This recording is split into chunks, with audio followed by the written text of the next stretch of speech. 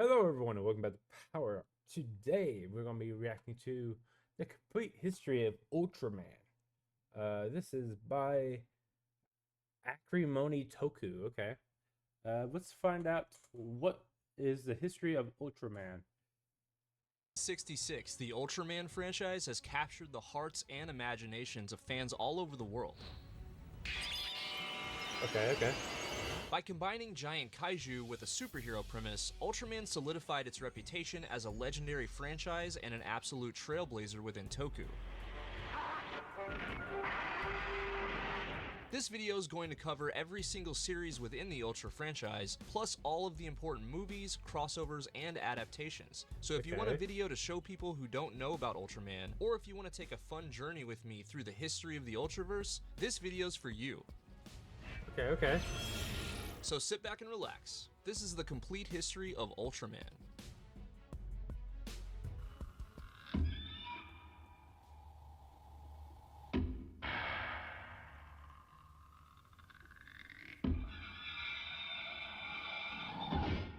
Back in 1966, Japan was introduced to Ultra Q, a precursor to the Ultraman franchise that was very reminiscent of the Twilight Zone, but with the addition of kaiju. Okay. Produced by Tsuburaya Productions, this unique show would run for 28 episodes and would feature rude. mini kaiju that would reappear and lay the foundation for the Ultraman franchise in the future. Ultra Q would air in black and white, and this early show featured regular people fighting against tons of kaiju. Of course, you had an Despite American the show stream, being made pretty well, something was missing. A hero.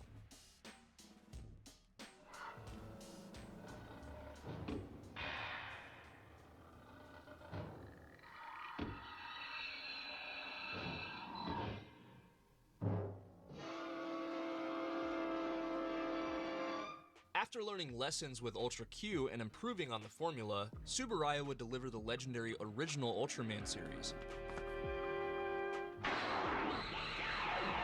Despite not being an official sequel series, this show would take what worked well within Ultra Q, like the kaiju, but would dial up the action with the addition of our hero from the Land of Light, Ultraman.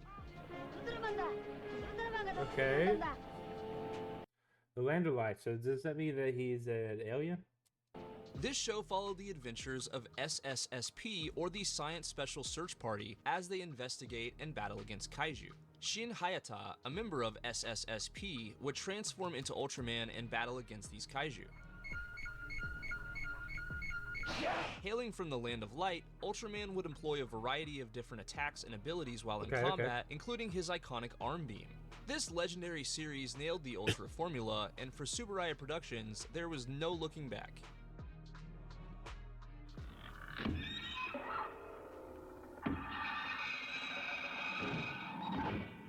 Okay. Following on the heels of the original Ultraman series was Ultraman Monster Movie Feature, the first film release in the Ultra franchise. Okay. What a knee strike. Okay. The majority of footage in this film was reused footage from the Ultraman series, albeit with various tweaks, like certain scenes being in black and white. In theaters, it was screened alongside a Toho film called King Kong Escapes. Okay.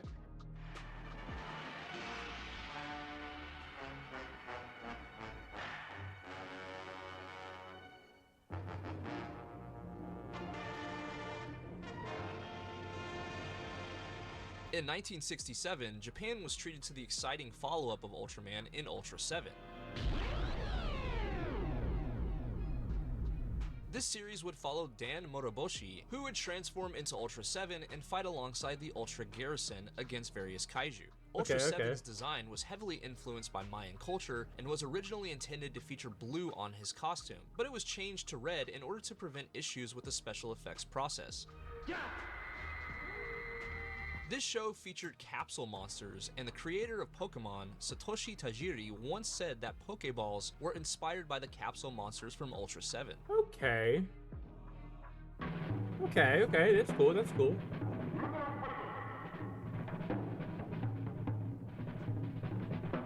In 1970, Tsuburaya released Ultra Fight, a daily TV series based solely around Ultra's fighting.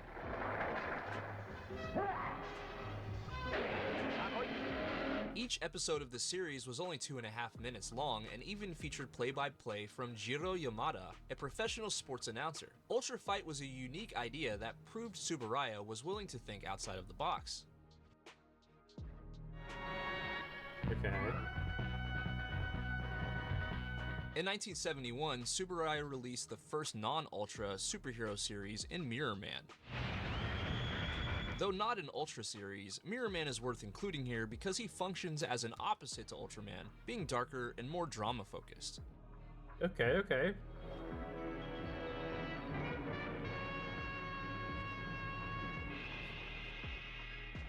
1971's Return of Ultraman marked the fourth series in the Ultra franchise, and it would combine the worlds of Ultra Q, Ultraman, and Ultra 7 into a single connected universe.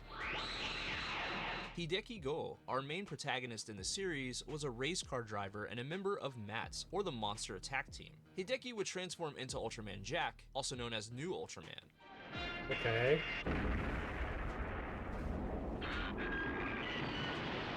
Return of Nice Ultraman shot. would serve as the 5-year Okay. anniversary of the franchise, while also further defining the Ultraman formula even more going forward.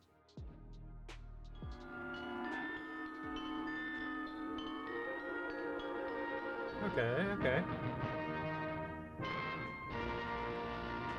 Ultraman would continue in 1972 with Ultraman Ace. This series would further Has Ultraman ever fought Godzilla? I'm interested. It probably will cover it in here. I'm just curious about that because that seems like a fight that should happen. develop the shared Ultra universe by heavily featuring all of the previous Ultras up to this point. Okay. In this series, two people named Seiji and Yuko utilize Ultra Rings to transform into Ace as they battle Kaiju with TAC or the Terrible Monster Attacking Crew. Okay. Arm beams got better. The RB has improved since the first time I saw it. Because that looks decent. Oh shit. Ace would continue with the trend of high-quality Ultraman seasons, and the franchise showed no signs of slowing down.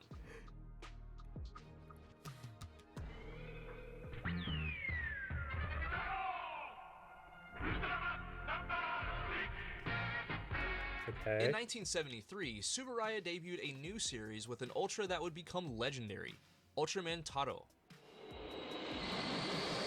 Yes, the bull Taro horns. follows the Okay. adventures of Kotaro Higashi, a man who nearly dies in a plane crash before being rescued by the Ultra Brothers. As a member of ZATS, or Zariba of All Territory, Kotaro would transform into Ultraman Taro. Taro would fight alongside the previous Ultras to form the 6 Ultra Brothers, and would go on to become one of the most famous and recognizable Ultras of all time.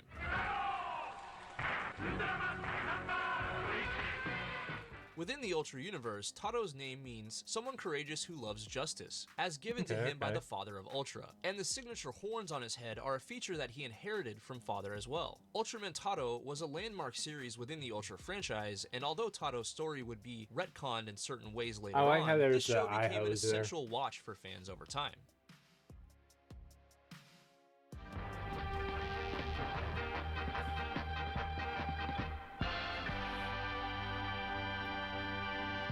Tsuburaya also released a show in 1973 that wasn't technically an Ultra series, but was a relatively popular spin-off series meant to celebrate the 10th anniversary of Tsuburaya Productions. This show was called Jumborg Ace.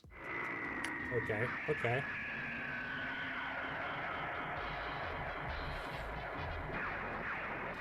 Jumborg Ace was a fun Tsuburaya side project that fans enjoyed, despite not being an official Ultra series.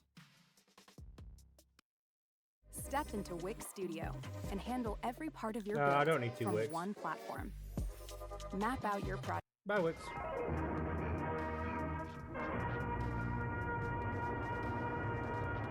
Premiering in 1974 was Taro's exciting follow-up in Ultraman Leo. This series continued the tradition of high-quality storytelling and cinematography that the Ultraman franchise was becoming known for.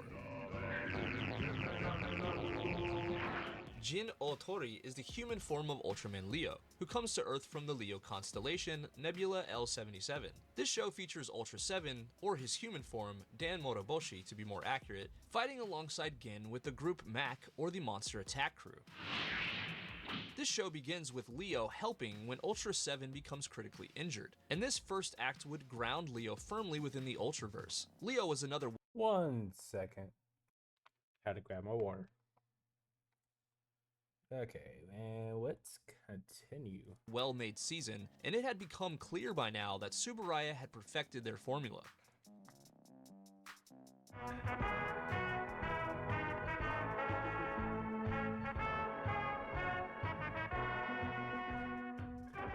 Debuting in Thailand in 1974 was Ultra Brothers vs. the Monster Army, before it would be released in Japan in 1979.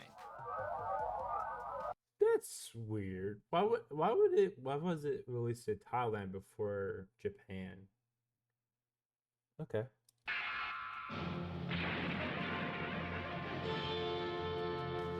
This film united the 6 Ultra Brothers into an exciting and suspenseful film where the sun is moving towards the Earth while chaos ensues. This project kept fans satisfied while the Ultra franchise was on a short hiatus from television. Okay.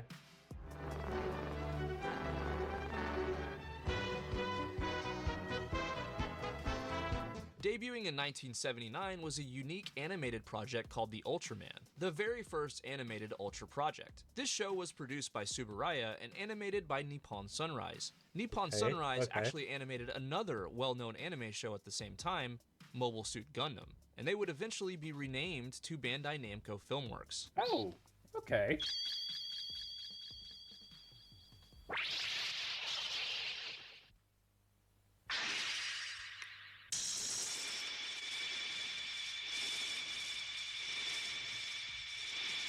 Okay. Our main protagonist in the Ultraman is Choichiro Hikari, a member of SDS, or the Science Defense Squad. He bonds to a new Ultra named Ultraman Jonius, who originates from planet U40.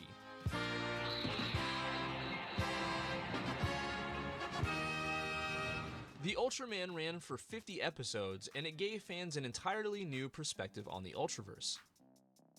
Okay.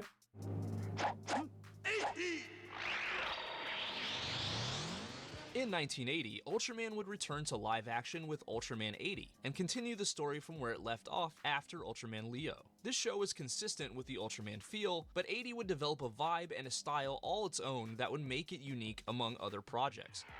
Okay. Taking place 5 years after Ultraman Leo, 80 would focus on a school teacher named Takeshi Yamato. Oh, what the fuck? Hold up. Umo embarrassing a non. Okay, I don't know what happened there. Yamato, who becomes a member of UGM, or Utility Government Members, to battle the kaiju threat. Takeshi is the human form of Ultraman 80, an Ultra from the Land of Light.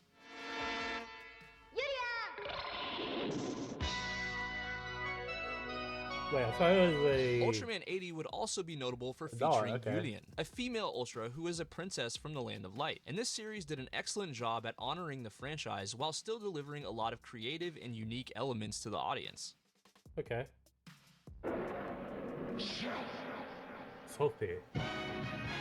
1984 brought the one-off special Ultraman Zoffi, Ultra Warriors vs. the Giant Monster Army. After making small cameo appearances in the Ultraverse, Ultraman Zoffi would be featured as the lead hero in this special.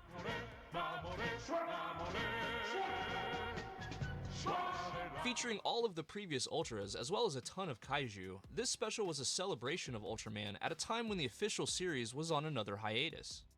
Okay. Ultraman.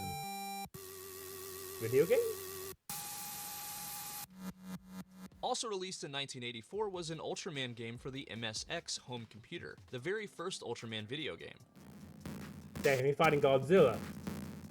Following the events of the original Ultraman series, this game let fans play as Ultraman and battle against kaiju. The game was pretty basic, but it captured the tone and feel of Ultraman perfectly, or at least in the best way that a game from 1984 could.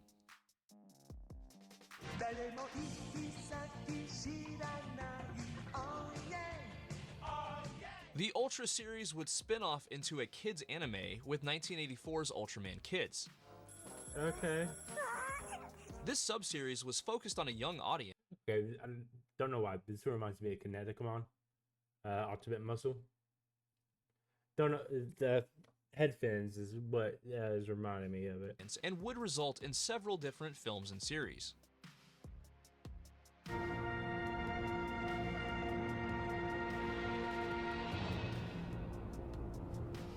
Oh, wait. Does that mean that Ultimate Muscle was based off of Ultraman? Could be. In 1987, Tsuburaya teamed up with Hanna-Barbera Productions to make an animated Ultraman series for both Japan and USA. This was Ultraman: The Adventure Begins. With a decidedly different look and tone from previous Ultraman projects, this animated film would utilize a similar style to G.I. Joe or Transformers. Okay. Ultraman: The Adventure Begins was intended to be a pilot episode of a TV series, but these plans were scrapped and it was turned into a movie instead. This project offered fans a new flavor of Ultraman in much the same way that The Ultraman had done before. Okay. My God. Fucking Legos. Bye.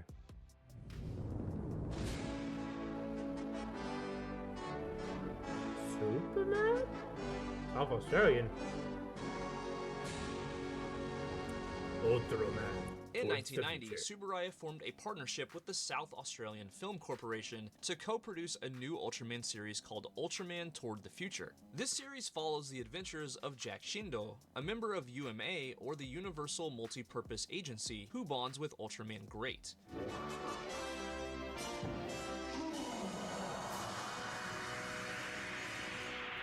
Ultraman Towards the Future would initially only release on home video and Laserdisc within Japan in 1990, before being televised in Japan during 1991, and later released in the USA in 1992. Despite Tsuburaya's partnership... Oh wait, we got Ultraman in America? Okay. I didn't even know that. I didn't even know about the previous one with the cartoon, The Adventure Begins. Didn't even know that, but like, it's a cartoon, so it makes sense. But an actual live action Ultraman series in America, what the hell? When did that happen? With the Australian Film Corporation, this show did not initially air in Australia. At only 13 episodes, this series was quite a bit shorter than what Japanese fans were used to, but its success would lead to the possibility of similar projects in the future. Kamen Rider, Ultraman. In 1993, Toku fans would be treated to a groundbreaking and exciting crossover with Ultraman vs. Kamen Rider. This project was a small, self-contained story delivering everything that fans could want from these heroes, including an action-packed story and tons of fan service. Okay. Oh, like Kamen Rider grew Seeing big? Ultraman fight alongside Kamen Rider marked a milestone within Toku and gave fans a chance to see their favorite heroes in a cool new way.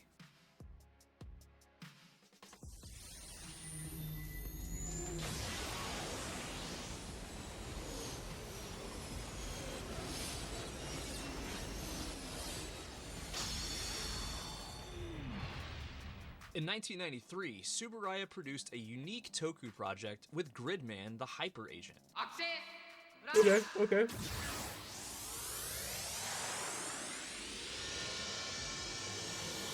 Though not technically an Ultra project, this series was extremely influential to future series, as Tsuburaya would adopt a new kind of video technology for animating special effects. This project became very popular over the years and is definitely worth mentioning here.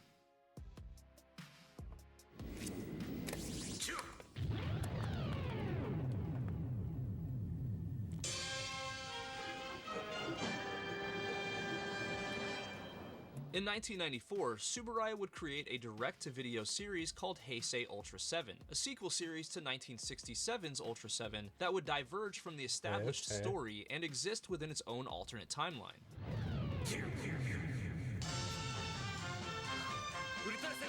So this is non-canon. Heisei Ultra 7 was originally conceptualized as a pair of 2 TV specials with a focus on teaching viewers about environmental causes. Several years later, the series would continue as a way to celebrate Ultra 7's 30th anniversary. More entries were added later to wrap up the story and give the series a proper ending. Due to Ultra 7's popularity within Toku, a continuation of his story within the Heisei era was a treat for fans.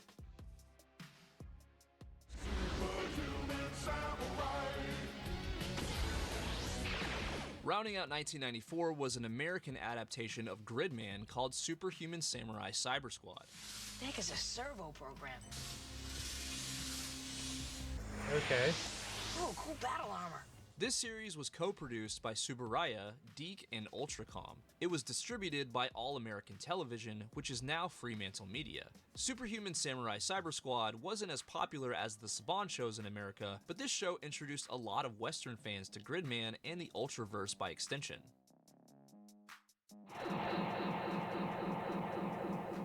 1995 brought fans in Japan a series called Ultraman Powered, also known as Ultraman the Ultimate Hero within the West. This show is a co-production between Tsuburaya and a company called Major Havoc Entertainment, later known as Stepping Stone Entertainment.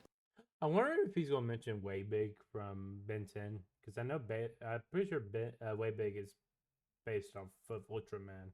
This was only the second live-action Ultraman series produced outside of Japan. Ultraman looks good in that. Running for 13 episodes, this series would take cues from the previously released Ultraman Towards the Future, but would surprisingly never air in the United States. No.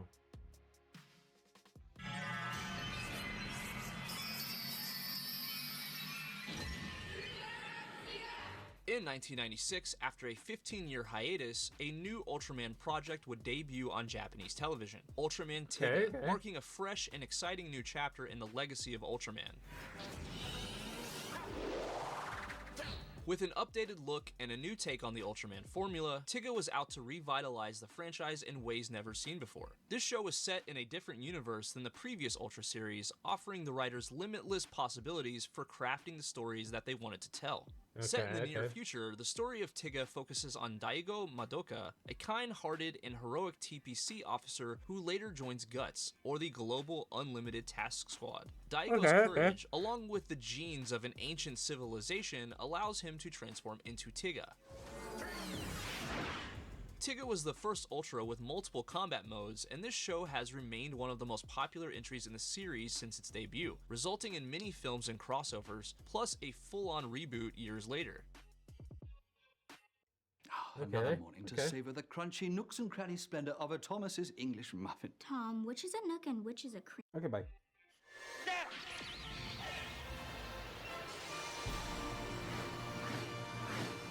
Also released in 1996 was a film serving as a parody of the Ultraman franchise with Ultraman Z Earth.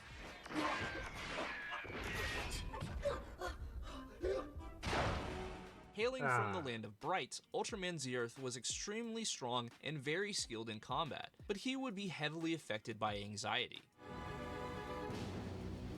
Ultraman Z Earth's name originates from the word zenith, which means pinnacle or peak. He's also a germaphobe who's obsessed with cleanliness. Z Earth would also get a sequel film called Ultraman Z Earth 2, Superman Big Battle, Light and Shadow. Okay.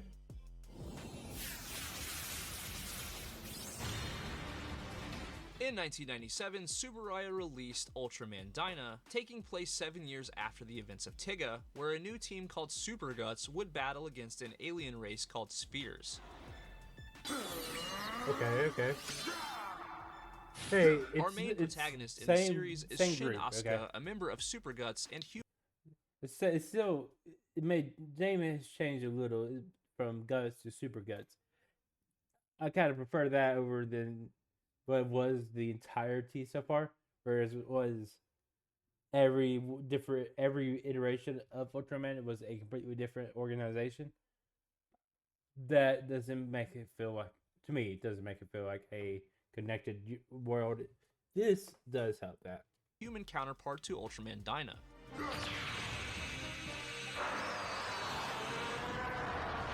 This series worked to continue the story that Tiga had started, and Dyna would deliver a plot rich with heart and emotion.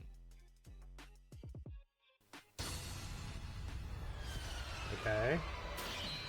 1998's Ultraman Gaia took the franchise in another new direction, as this series would move to a different universe from the ones established in the Showa-era series, or the one found in Tiga and Dyna. Okay.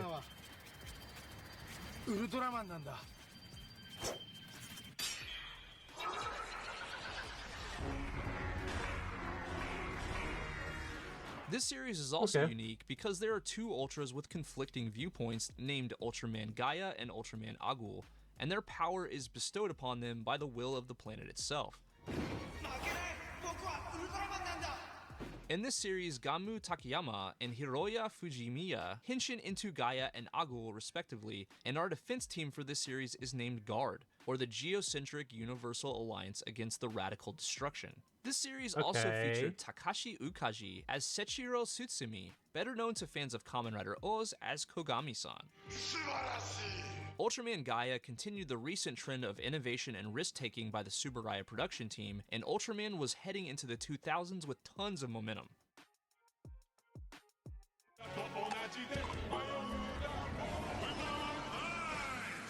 In 1999, during the broadcast of Ultraman Tiga reruns, a new hero would be revealed with Ultraman Nice. These short 1-minute TV spots were basically ads for Bandai toys that showcased Ultraman Nice and other characters with unique stories. Okay. Ultraman Nice has a transformation limit of only 1 minute, and he is considered a parody Ultra, leading to him being frequently paired beside Ultraman Zierth. Okay. Originally conceptualized as a traditional Ultraman TV series, 2000's Ultraman Neos would instead be repackaged into a direct-to-video miniseries.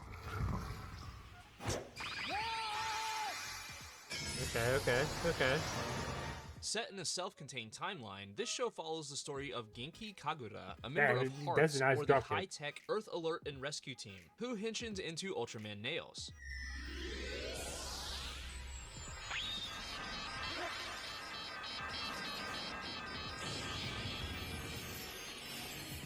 Ultraman Neos exists in a parallel universe to the Ultra Brothers universe, and although this project didn't receive a full series, it was still a memorable chapter in Ultraman's history.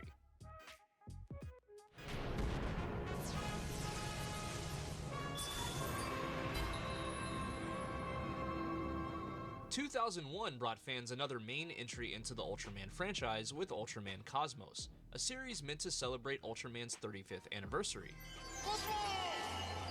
Okay.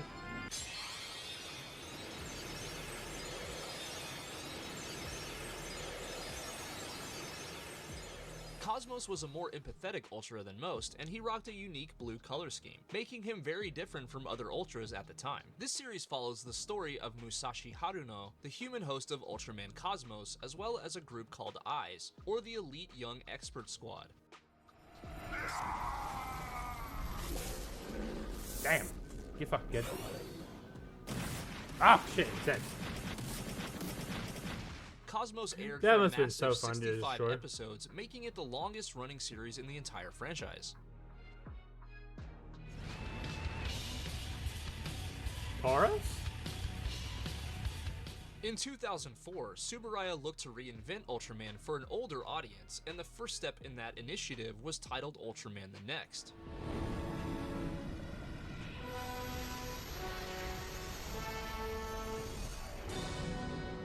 This project focuses on a fighter pilot named Sunichi Maki who becomes Ultraman, this time with a way more aggressive and complex aesthetic. Ultraman the Next took the successful Ultraman formula and repackaged it in a cool and creative way. Okay.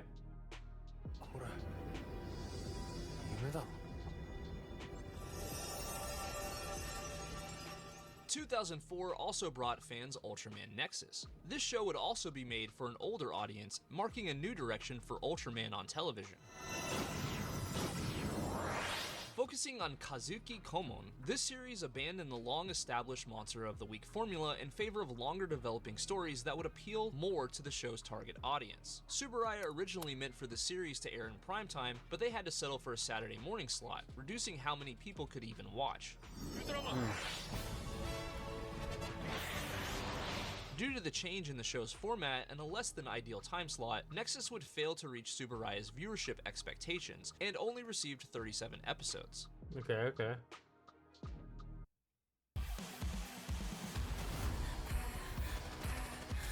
I don't play Borderlands, so I'm sorry. Dark Fantasy. Okay.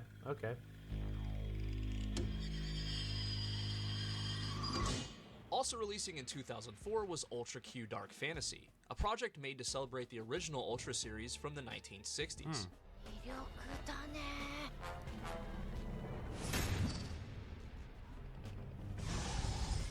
Remaining consistent with the original series' tone and look, Ultra Q Dark Fantasy did a great job at delivering what fans wanted, but it took place in an alternate timeline and it wasn't actually a sequel.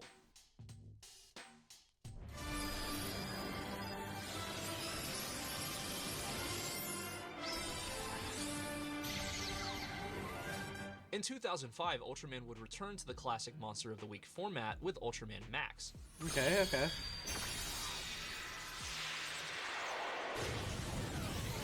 Our main protagonist for the series is Kaito Toma, a recent recruit of the Team Dash, or Defense Action Squad heroes. Due to a childhood tragedy, Kaito has a strong sense of duty and justice, and these qualities made him the perfect choice to be an Ultra host as he transformed into Ultraman Max. Okay.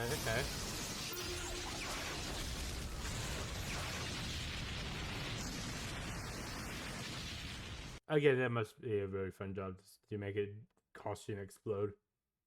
This series was a welcome return to the classic Ultra format, and fans received it well.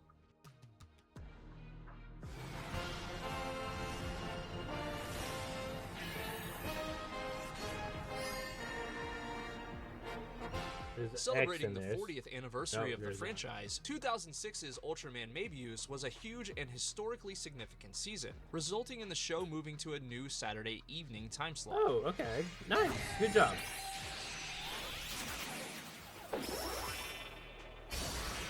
As an anniversary season, this series frequently referenced previous characters and events from Ultraman's history. This show follows Ultraman Mebius as he tries to live up to the Ultraman legacy.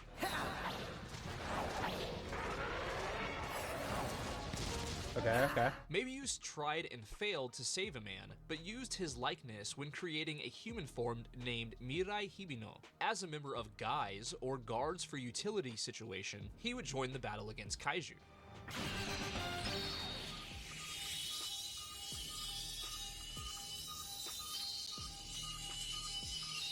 Ultraman Mebius told a timeless story that honored the franchise's legacy while being unique and modern at the same time.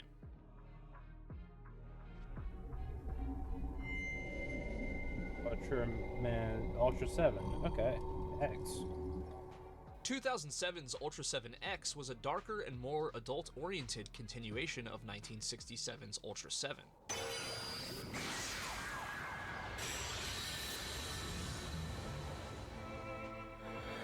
Following a man named Jin, an amnesiac who transforms into Ultra 7X, as well as an investigation team named Deus. This series was quite different from the original, despite the similar name. Ultra 7X was a dark and mature reimagining of the 1967 classic.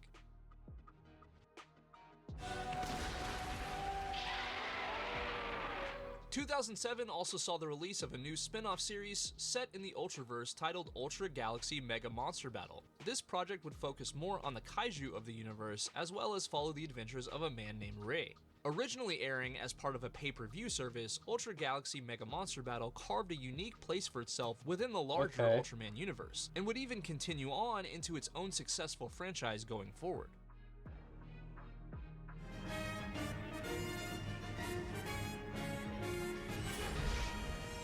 In 2008 was a huge year for Ultraman with the release of a film called Superior Ultraman 8 Brothers. This movie joins the Showa-era Ultras with the Heisei-era Ultras in a team-up for the ages.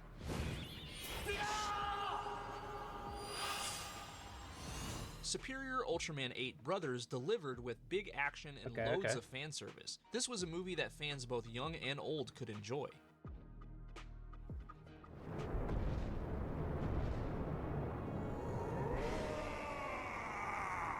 That looks interesting.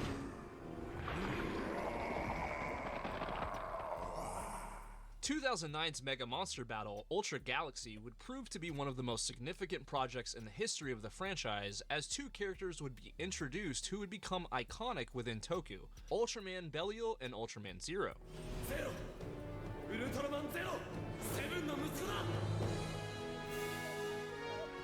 This project was a continuation of a direct-to-video special called Ultraman Maybu's side story Ghost Reverse, and this project would usher in an exciting new era for Ultraman.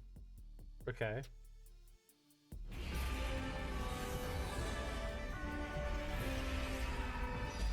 Ultraman the movie. Something. Serving as Ultraman's 45th anniversary celebration was Ultraman Zero: The Revenge of Belial. This film continued the story of Belial and Zero and even added a cool look for Belial with Galactic Emperor Kaiser Belial. Zero wouldn't be left out though, and would gain access to his ultimate form called Ultimate Zero. That's cold as fuck right there. As a sequel film, this project delivered what fans were looking for in an Ultraman movie. Imagine being able to build anything just by thinking about it. Nah, I don't need to. Meet Base 44. Meet Skip.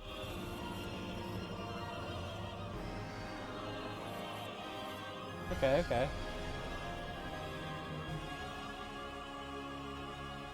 Tsuburaya released a new film in 2012 called Ultraman Saga, and this was another 45th anniversary project, focused on a clash involving many popular Ultras in a fight against Hyper Zeton.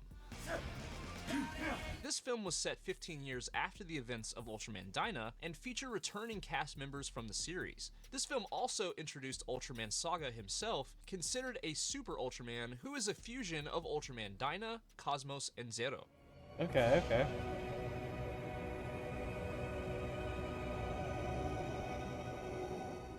At this point in time, the Ultraman franchise was experiencing a golden age in terms of high-quality films that Tsuburaya was delivering consistently. Okay. Not gonna lie, these films look good. Tsuburaya also released a miniseries in 2012 called Ultra Zero Fight, starring Ultraman Zero. After Zero's rise in popularity, it was only natural to feature him in even more projects going forward, and a continuation of the Ultra Fight series was a natural fit. Okay. Ultraman Zero had become a worldwide icon, but it was unclear if Tsuburaya could keep that momentum that they built.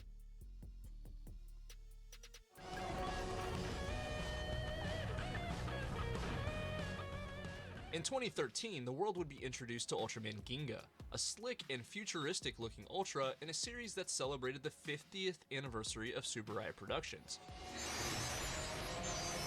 Okay.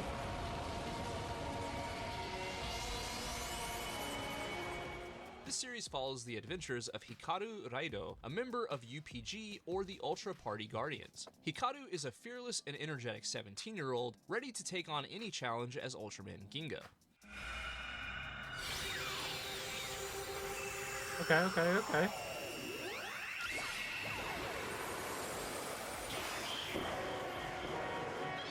Ginga was a successful series that would affect the future of the franchise in a huge way, and was also the start of Ultraman's new generation era.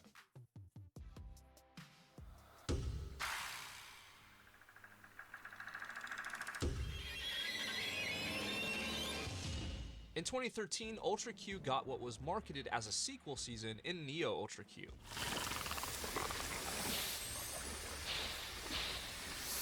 Neo Ultra Q kept the same style and tone of the original, but added slightly more comedy. This allowed a wider age range to enjoy the series. Neo Ultra Q kept the spirit of Ultra Q alive.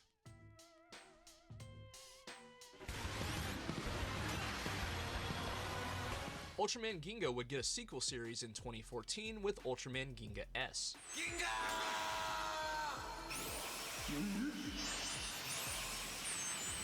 This series continued the story of Ultraman Ginga with many of the same characters, but fans would also be introduced to a prince named Sho who transforms into a new Ultra named Ultraman Victory. Okay.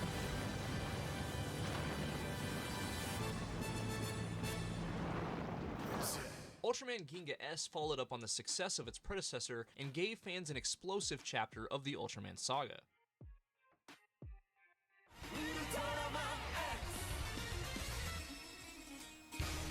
In 2015, Tsuburaya released Ultraman X.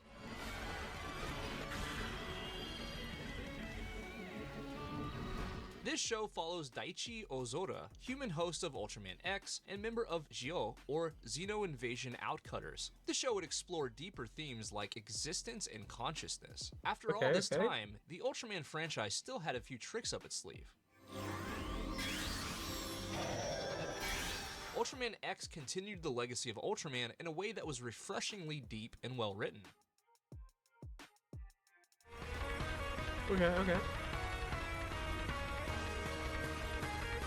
2016 was the year of Ultraman Orb, a series made to commemorate the Ultra franchise's 50th anniversary.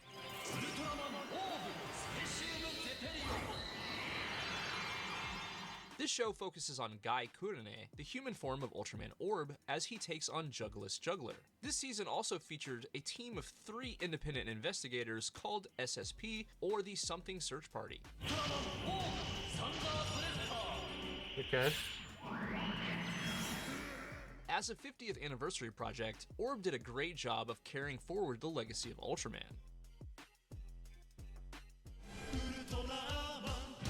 In 2017, the Ultraman franchise returned with a new series called Ultraman Geed, or Ultraman Jido, with the series' namesake being the created son of Ultraman. Deku Asakura is the human form of Ultraman. What does it mean? There was a cut there, wasn't there?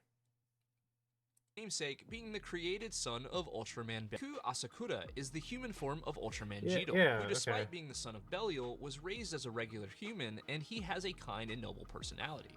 Riku is also a huge fan of a Toku character named Dawn Shine. Riku has a unique transformation sequence where he would combine the powers of multiple Ultras. This resulted in one of the most famous transformation sequences in all of Ultraman.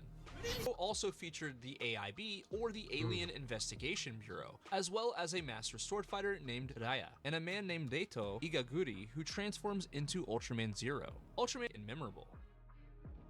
Seems like a bunch of the stuff got cut.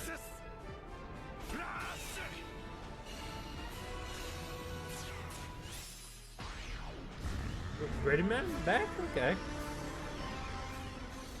2018 brought an anime remake of Gridman with SSSS Gridman, a series co-produced by Tsuburaya and Studio Trigger.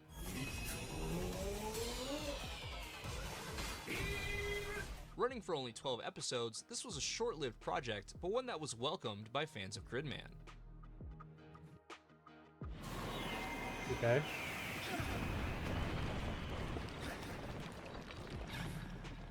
"2018 brought fans one." Finding What the your heck? zen. No, it's Ad-free Amazon. podcasts. It's Why on would you Prime. do this to me? I need allies. I want them Double to ads? change. What the fuck? One of the most unique seasons in the history of the franchise. This series was known as Ultraman Ryub in Japanese, but in English was branded as Ultraman RB. Okay. This show follows the adventures of the Minato siblings. Katsumi transforms into Ultraman Raso, and Isami transforms into Ultraman Blue, and they are accompanied by their sister Asahi. This show also has a strong supporting cast, including Ushio Minato, the father of the Minato siblings. Okay.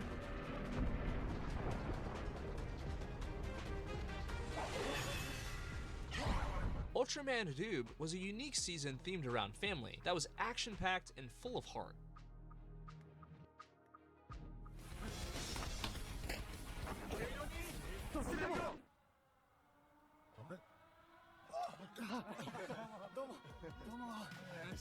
In 2019, Tsuburaya released Ultraman Ryub the Movie, a film sequel to the series serving as a finale to the Minato sibling story. This film is most notable for being the debut of Ultra Woman Grigio.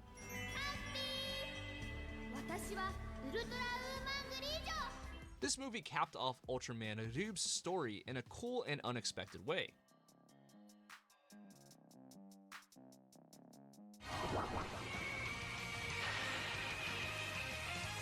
2019 brought fans the first Ultra series of the Reiwa era with Ultraman Taiga. This series of course focused on Taiga, the son of Taro, who is a member of the Tri-Squad along with Ultraman Titus and Ultraman Fuma. Okay.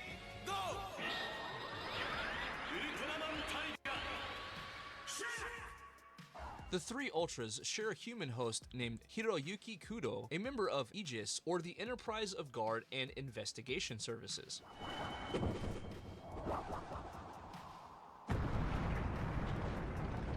It was a new era in Japan, and the Ultraman series rose to the occasion with Ultraman Taiga.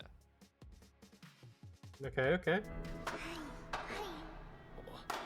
2019 also marked the launch of Ultra Galaxy Fight, a mini-series that was distributed online.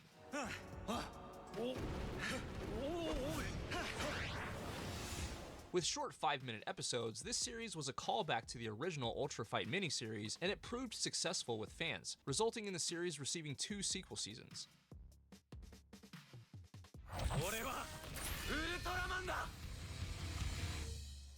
Also in 2019, Tsuburaya entered into a joint production with Netflix and Production IG to create an Ultraman anime series. This series was aimed at an older audience and featured visually dynamic animation that proved to be successful, as this series would go on to get 2 more seasons.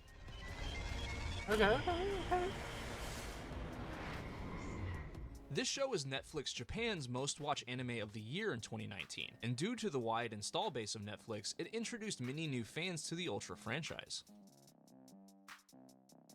Ultraman continued its success in 2020 with Ultraman Z. This show was aired on TV and the official Tsuburaya YouTube channel. This show eventually would even get full entry to the franchise, and the Reiwa era was starting to be a great time to be an Ultraman fan.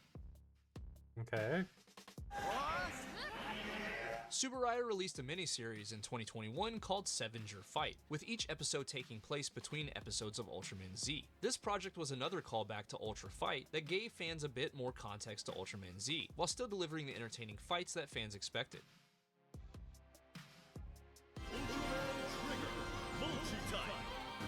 2021 brought us Ultraman Trigger, New Generation Tiga. Serving as a reboot of Tiga, this show featured a lot of the same themes and elements, as well as similar characters. Ow, okay. Part remake, part reimagining, this show celebrated the 25th anniversary of Tiga while updating elements to fit more with the current. Ow, that hurt. I don't know why. I was into a big coughing fit. But okay, back to this. Day. These included slight variations in names like Trigger instead of Tiga. In this series, we follow the adventures of Kingo Manaka, a plant-loving botanist who joins a team called Guts Select. This squad is loaded with charismatic and memorable characters that would contribute to the show's overall quality in a huge way. Little Trigger, Eternity.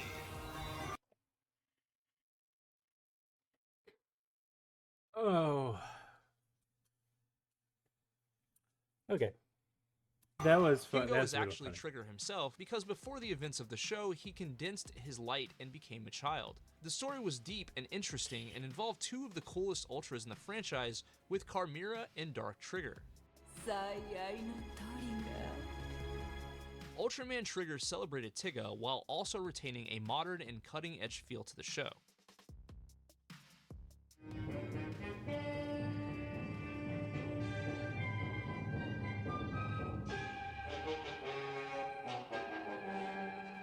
In 2022, Tsuburaya would co-produce a film with Toho and Kara Inc. This project was called Shin Ultraman, a reimagining of the original series.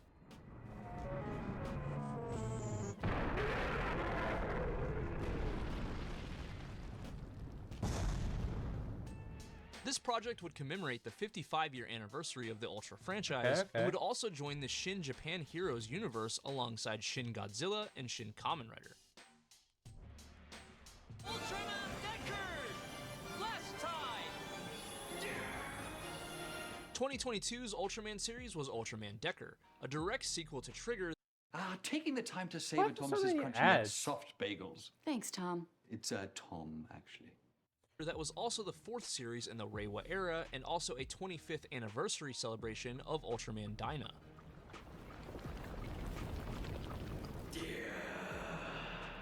Although this show is a sequel to Trigger, it actually takes place quite a few years later with a different protagonist named Kanata Asumi. After entities called the Spheres attack Earth, Kanata joins Guts Select, and the groups return to the series. That's great. I like that. Ultraman Decker was another excellent reimagining of a prior series, and also an exciting series in its own right.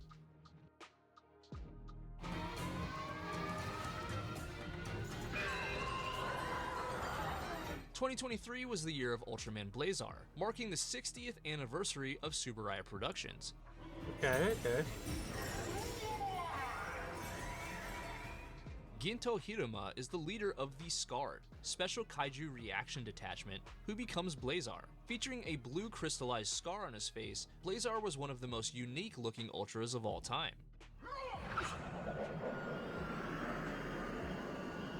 Blazar was a cool and exciting season that really leaned into the sci-fi aspects of Ultraman in a way that we hadn't seen in years. Okay. Ta-da! Ultraman, the ultimate babysitter. 2024 brought another Ultraman project on Netflix, this time an animated movie called Ultraman Rising, focusing on a baseball player named Ken Sato who transforms into Ultraman and cares for a baby Gigantron. Due to circumstances in Ken's life, he has to overcome his own demons and become a hero. Ken, she thinks you are her mother. Ultraman Rising was Subaraya and Netflix's attempt to create an animated Ultraman film for the whole family, and fans received this project well, opening the door for similar projects in the future. Okay.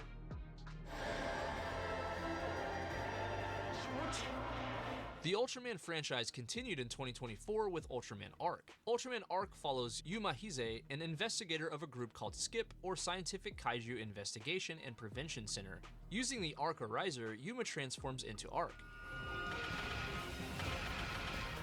I like the Ultraman upper Arc body looks like a very armor. early Ultra, but form changing results in him looking insanely futuristic and unique. It's a nice contrast. Ultraman Arc has continued the incredible legacy of Ultraman while adding its own unique elements to the formula at the same time.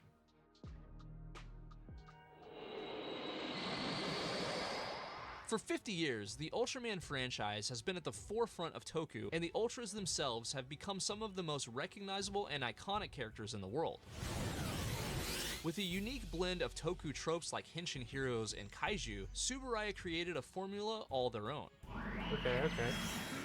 Ultraman's specific brand of fiction has become known worldwide, with passionate fans all across the globe. 2025's Ultra series will be called Ultraman Omega, and Ultraman continues to deliver high-quality shows and films with no signs of slowing down. But hey, that's just what I think. Let me know what you think in the comments, and continue the conversation within the Shogunate, the official Acrimony Discord server. A place to hang out with other Toku fans and discuss Ultraman, Kamen Rider, and Super Sentai to your heart's content. Links in the description, I'll see you there. And if you enjoyed this video, it would mean a ton to me if you would smack the shit out of that like button. But that's all I got. I'll catch you guys later. Okay. Good shit. Yeah. I'm tempted to go watch some of these anime versions of Ultraman. Yeah. Let me know what your favorite Ultraman is in the comments below. Link to the original video will also be down in the description.